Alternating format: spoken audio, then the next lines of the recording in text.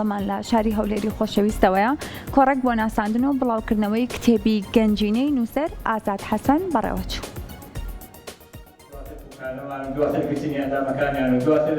دەستێدارەدانیان دووبارە هەڵدانەوەی ئەو ڕێکخراوانە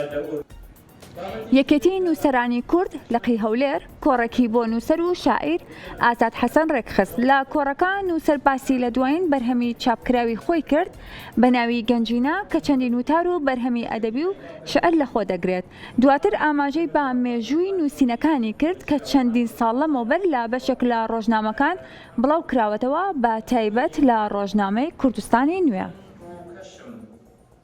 من گورگێکی تەناقوزی تێدا هەبووە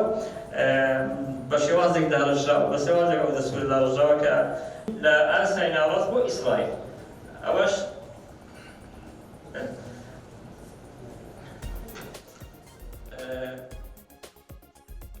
یەک چیرۆشتیدا یەک پەخشانی تێدا تێکەڵەیەکە لە وتاری سیاسی لێکۆڵینەوە وەرجێڕان